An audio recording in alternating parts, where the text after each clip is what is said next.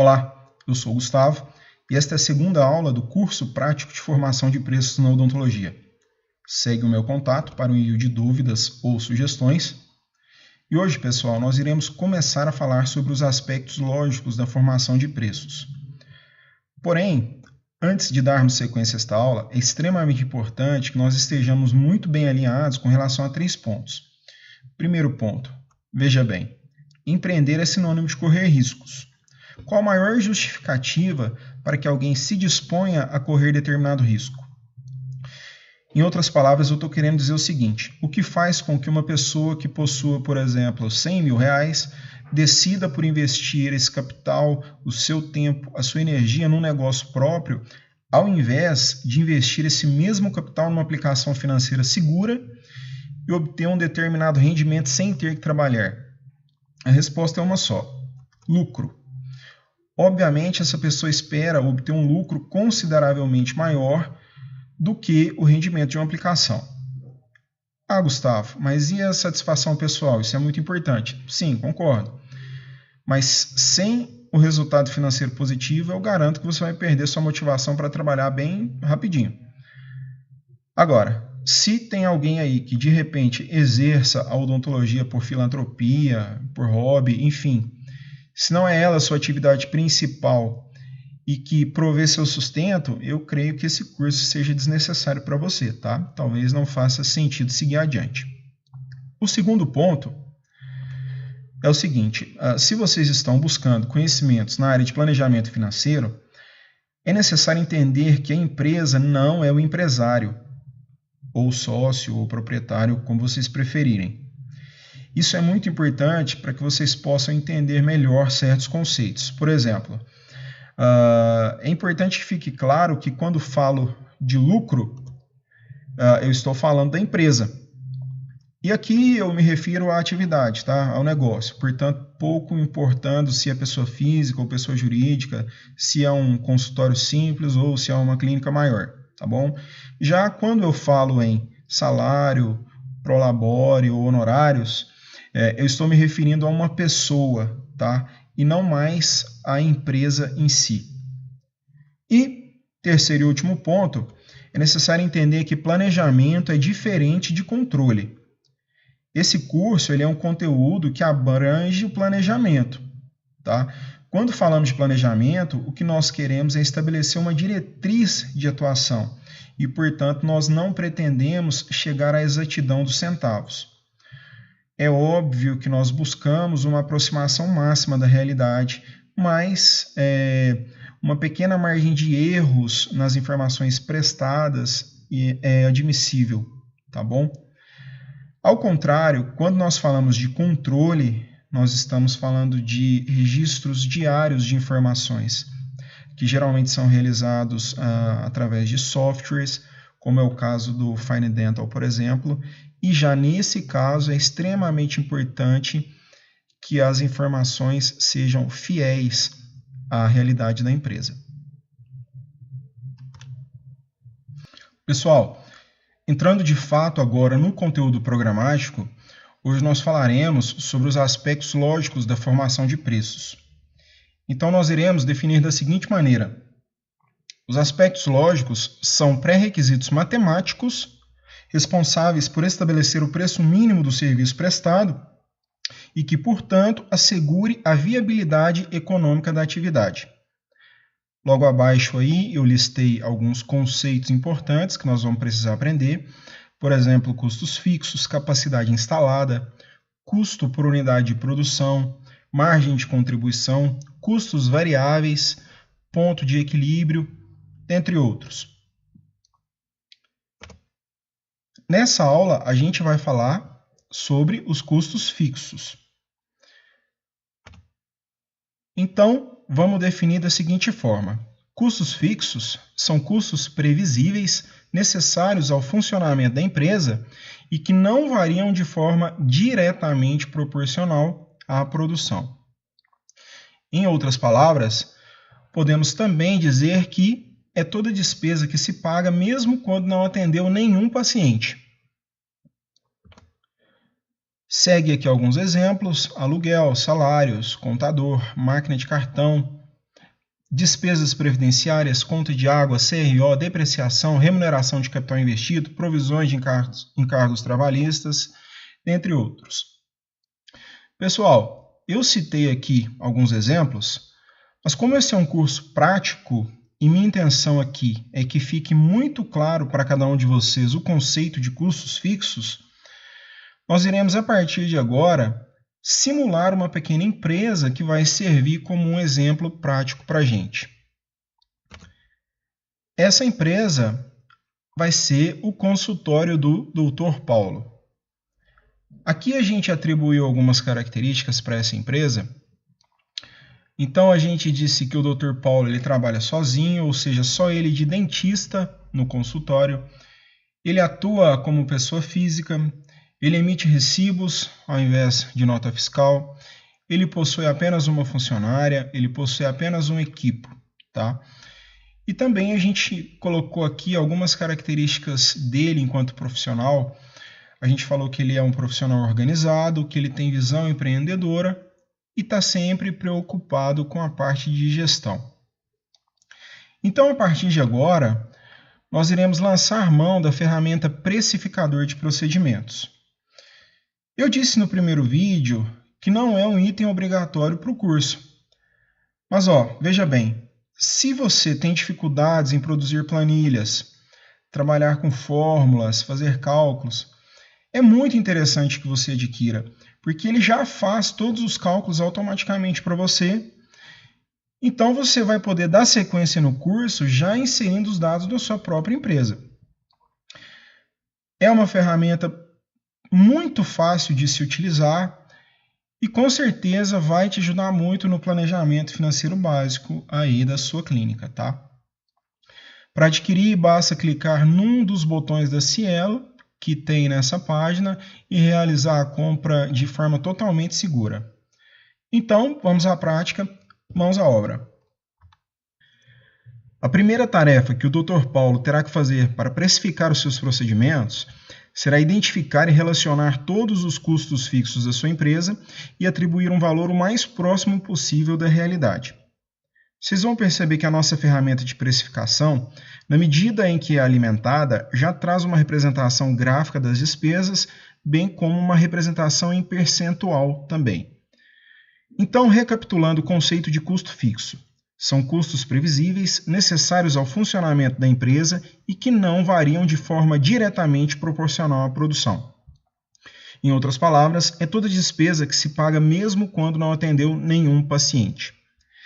A primeira despesa relacionada pelo Dr. Paulo foi a folha de pagamento. Nós vimos que ele possui uma funcionária. Porém, por uma questão didática, nós iremos deixá-la por último, vocês vão entender o porquê um pouquinho mais para frente. A segunda despesa que ele relacionou foi o aluguel. Então, o Dr. Paulo paga nesse imóvel R$1.000 de aluguel. Perceba que ele já deu aqui a representação em percentual. Ele está dizendo que, por enquanto, esse aluguel representa 100% de todas as despesas fixas e, ao lado, aí ele já deu a representação no gráfico.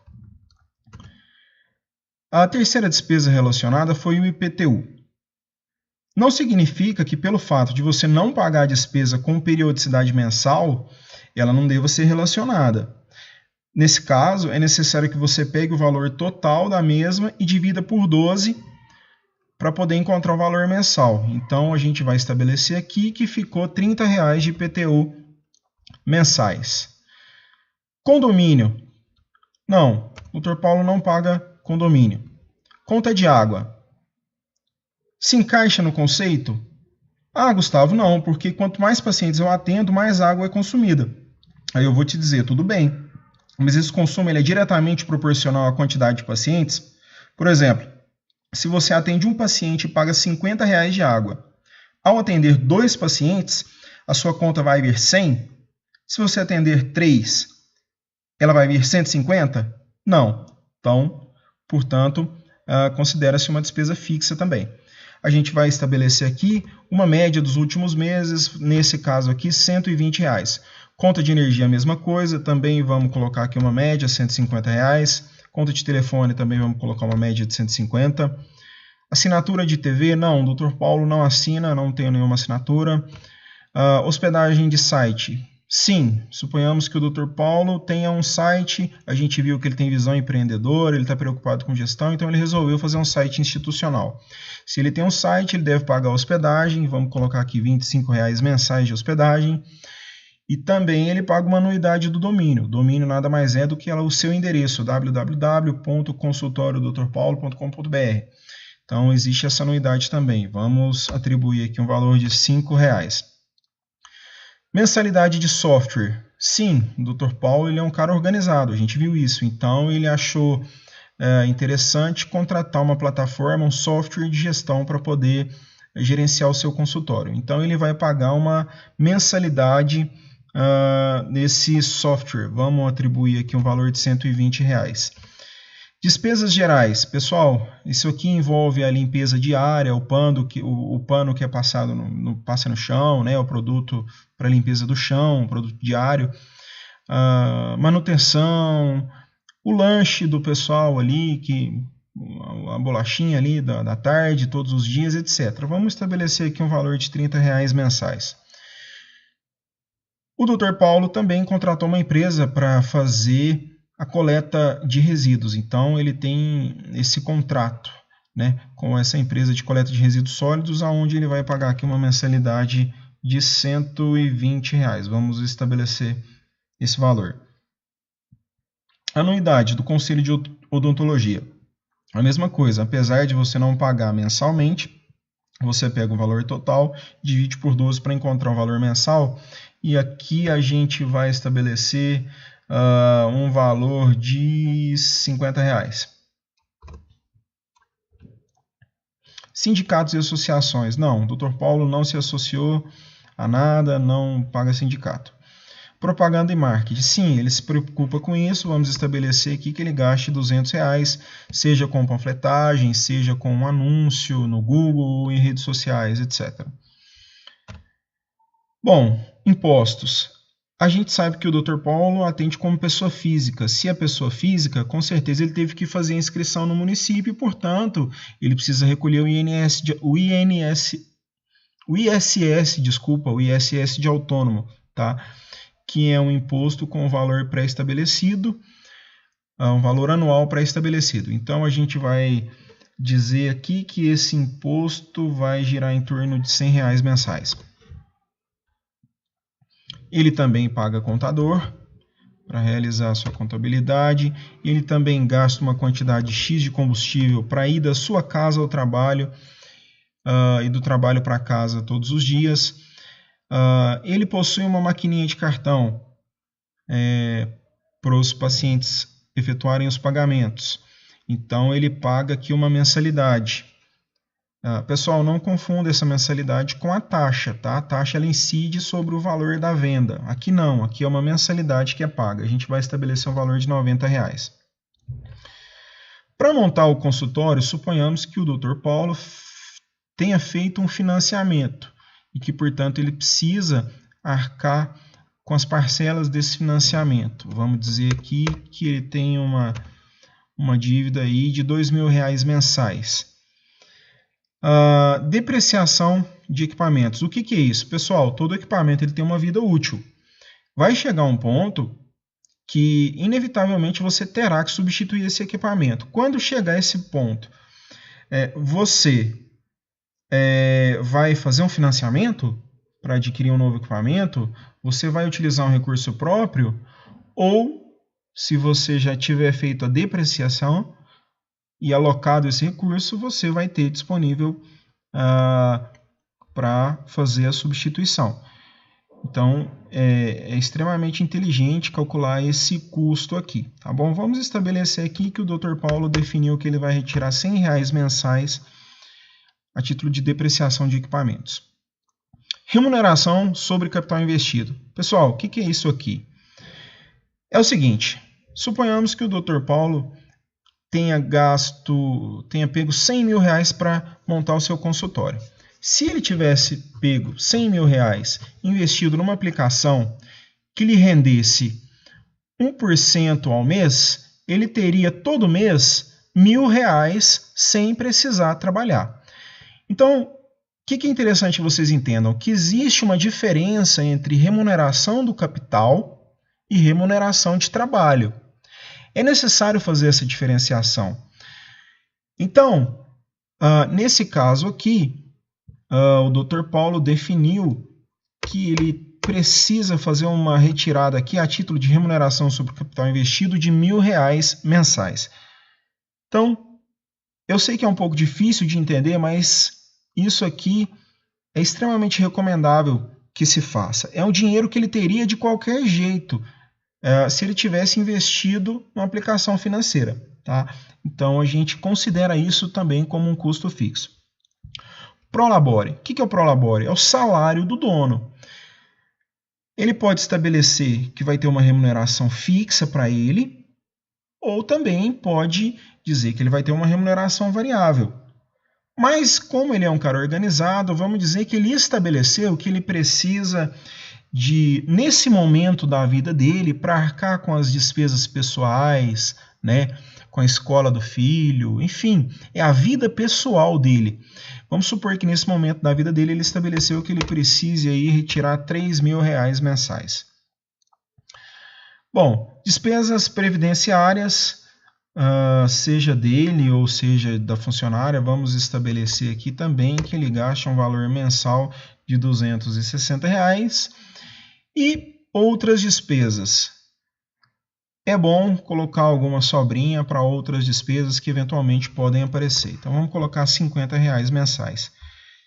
Então, pessoal, está feito o cálculo, tá bom? A gente chegou à conclusão que a clínica, aliás, o pequeno consultório do Dr. Paulo, tem um custo mensal de R$9.500 sem atender ninguém, sem trabalhar. Mas a gente sabe que ainda está faltando um item aqui, que foi a folha de pagamento, que a gente não preencheu, tá bom? O motivo de nós não termos preenchido esse campo é porque existe uma aba específica para a parte de folha de pagamento. Então, quando nós preenchermos essa aba, o valor vai migrar automaticamente para cá. Então, vamos passar para lá, aba folha de pagamentos. Aqui a gente vai colocar a quantidade de funcionários. Então, vamos falar que essa funcionária lá do Dr. Paulo, ela acumula a função de secretária, de recepcionista e de auxiliar. Então, vamos colocar aqui uma funcionária. Os campos que estão em cinza a gente vai preencher. Os que estão em cinza escuro vão ser preenchidos automaticamente. Então, vamos estabelecer aqui um salário de R$980. Vamos colocar aqui uma insalubridade de R$220, tá? Então, aqui ela já tem um salário bruto de R$1.200. Vamos colocar aqui vale transporte, R$200 de vale transporte, R$200 de vale refeição. Perceba que ele já calculou automaticamente todos os encargos, ou seja, férias, 1/3 de férias, 13º salário, FGTS de salário, FGTS de férias, FGTS de 1/3 de férias, FGTS de 13º salário, multa rescisória, e está aqui com um total de uma funcionária apenas, tá? Dessa única funcionária, o valor de R$1.996. Vamos conferir se o valor foi migrado para lá? Voltando, está aqui. R$1.996. Então, para fechar, a gente sabe que esse pequeno consultório do Dr. Paulo, ele tem um custo mensal de R$11.496 parado, sem atender nenhum paciente, ok? Então, pessoal, nós encerramos por aqui. Eu espero que tenha ficado bem claro para todos o conceito de custo fixo. Não tem como avançar na precificação de procedimentos sem conhecer detalhadamente todos os custos fixos da empresa, e mais para frente vocês entenderão o porquê. Um forte abraço e até o próximo vídeo.